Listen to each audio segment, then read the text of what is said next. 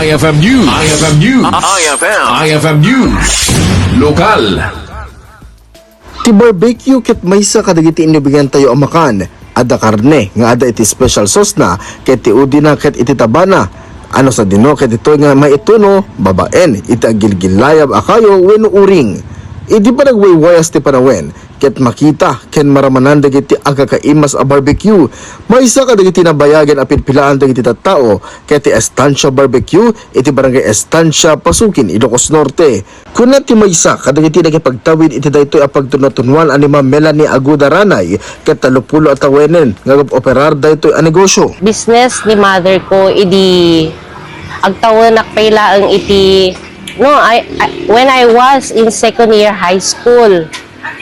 Tapos gaputi kinarigat ti panagbiag na napanunutan naman dito nga naramid idi ko basi-basit 2 kilo kasi pelat aramid na ngamti dakkel na pagyamanan mi idi digiti buyers na digiti elite digiti nangangato nga tattao mayor idtoy Pagudpod, mayor idtoy Burgos kani ni Sir Joji nga Jimenez iso ti talaga nga hami malipatan nga may isang may agat-gatang tapos ni pay governor tayo tata iso ti may isang may gumat-gatang uritat tama. yes po Okay. agorderno ko sir agorderno ko Imbatad na nga da iti napagbasa nagapuit daytoy a negosyo ken kuna met ti maseknan asaan na nga ibain daytoy a nagbalin at trabaho na. Bali ni lolang ko nga Josepina Aguda.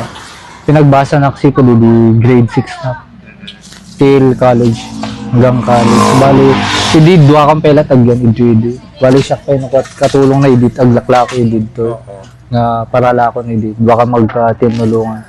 Habang abas-basa na malpas klase, diretso na ko idito.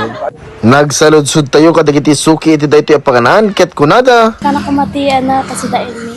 Since Barbecue rin. Oo. Apa yung magusto niyo dati nga barbecue mo? Naimas. Kaya na. Karay na kumatgatang tuno ada birthday may celebration. Talagang kumatgatang. Pudno adagiti amakan ket naimas ken nananam. Akasmet iti balaygi. Akasapulan pay laing iti panagpursige ken panagsakripisyo sakbay a magunod daytoy. Para iti IFM News, Idol Lawrence Martinez, Tatak, IFM. IFM News. IFM News. IFM News. Lokal.